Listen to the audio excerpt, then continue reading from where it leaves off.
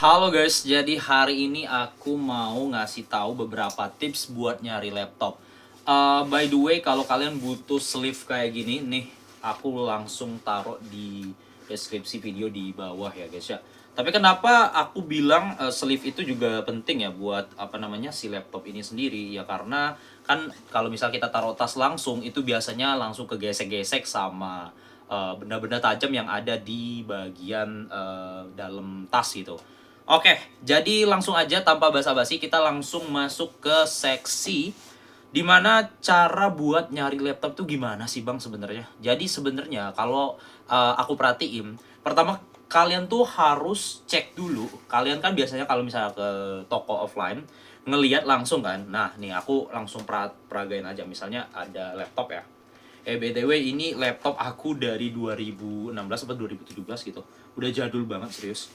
Nih, dari laptop kayak gini, nih kalau kalian perhatiin, kalian cek dulu bodinya guys. Pertamanya kalian dulu cek dulu bodinya. Ini bodinya dia pakai aluminium atau bodi plastik. Kalau misalnya bunyinya kayak gini biasa dia tipe plastik. Tapi kalau tok tok tong tong tong kayak agak bisi-bisi, itu biasanya udah bodi aluminium ya.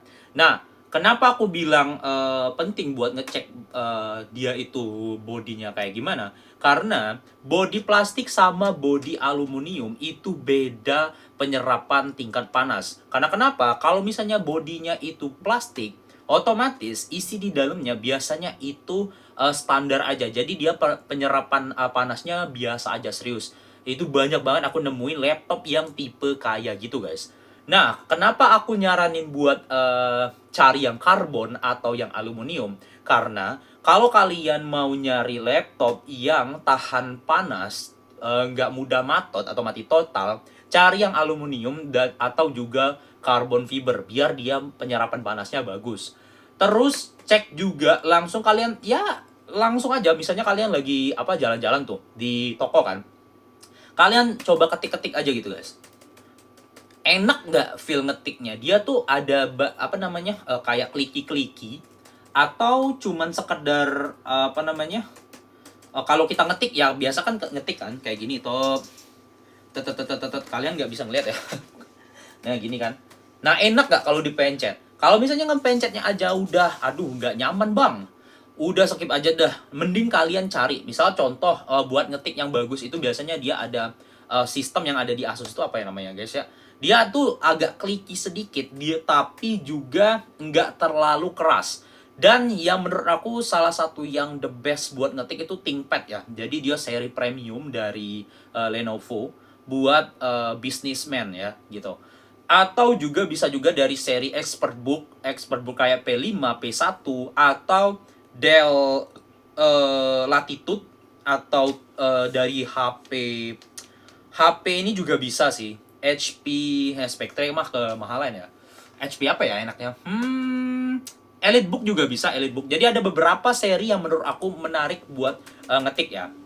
Terus yang kedua, kita bisa juga ngeliat layar, guys. Jadi layar ini itu ada tipe IPS, ada juga tipe TN, ada juga tipe OLED. Nah, kalau yang baru bagi kalian yang pelajar itu biasanya nyarinya yang standar aja kayak IPS. Tapi coba lihat juga kalau mau sering nonton itu cari yang sRGB 100%, atau juga kalau mau lebih tinggi lagi budget kalian di atas mungkin di 10 juta ke atas bisa cari yang OLED. Nah, OLED itu biasanya memang ada risiko burn in tapi udah jarang banget sih. Kalau kalian pakainya standar aja, misal kalian ngedit dikit atau apa, enak banget itu buat nonton bagus, buat ngedit bagus, itu cakep banget. Nah, terus juga bukan itu aja guys. Terus kita masuk ke bagian spek. Nah, kalau buat yang pertama kalian harus cek itu ada di bagian sini nih. Di bagian sini biasanya di bagian mana ini? Kanan bawah, kiri bawah laptop, kiri bawah laptop, kiri apa kanan ini? Kanan ya. Tiba-tiba ngeblank. Di bagian kanan bawah laptop itu biasanya ada tulisan spek ya guys ya. Nah, spek itu kalian lihat kalau di sini misalnya CPU nih. CPU Intel Core i5, terus juga ada tulisan 8250. Ini kan laptop lama kan. Nah, di angka 8 di awal itu nunjukin generasi berapa. Jadi generasi sekarang itu ada 12, 13, 14, terus juga ada juga Intel Intel Core 5, Intel Core 3, terus juga Gen 150 apa 100 gitu atau 220.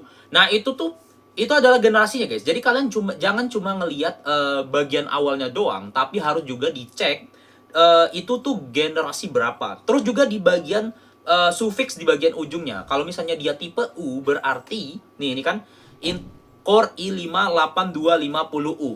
Nah, ini nunjukin bahwa kalau misalnya U itu ini super efisiensi. Nah, nunjukin kalau performa yang dipakai di laptop ini itu untuk hemat daya.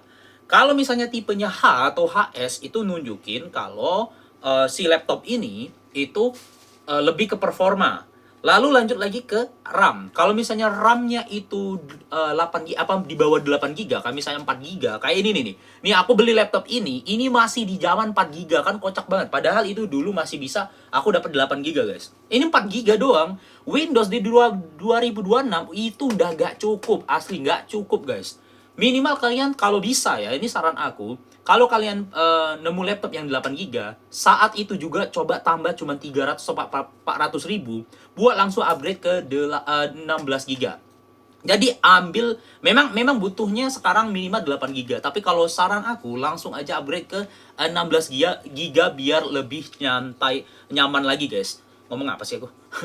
Kita lanjut lagi ke bagian apa namanya OS. Kalau OS sekarang ya nggak apa-apa lah kalau misalnya ada OS Windows 11 atau juga Mac OS, nggak ada masalah sebenarnya, nggak jadi permasalahan.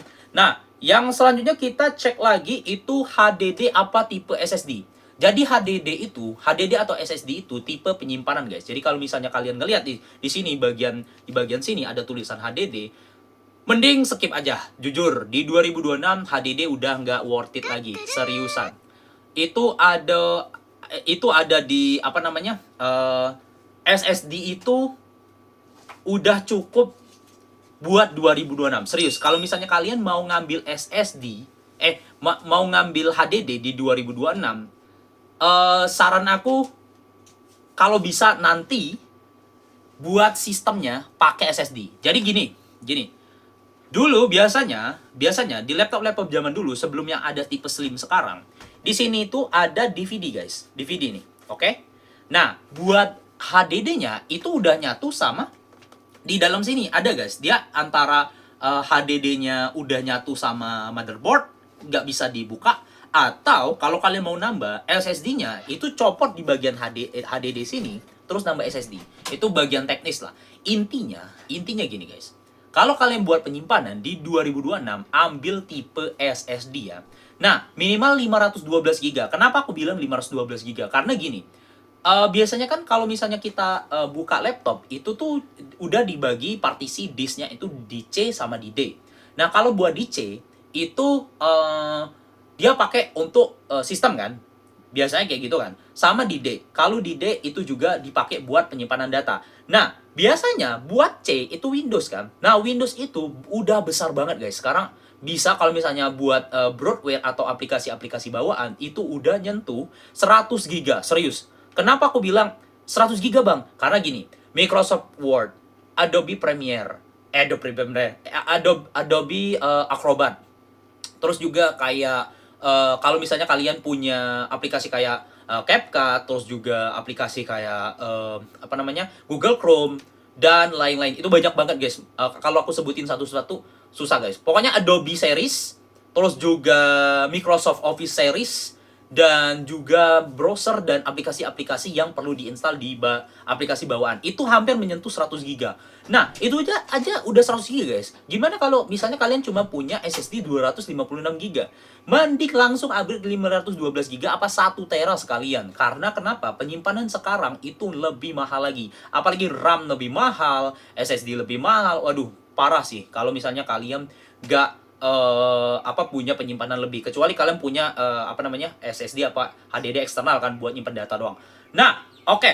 Jadi itu semua ya. Bukan cuman itu sih, guys. Ada lagi yang namanya VGA. Nah, kalau misalnya kalian cuman butuh buat ngedit-ngedit apa namanya di Microsoft Word atau Excel atau PowerPoint, nggak butuh sih, guys. Tapi memang ini penting banget buat kalian. Nanti kita bakalan lanjutin lagi ya.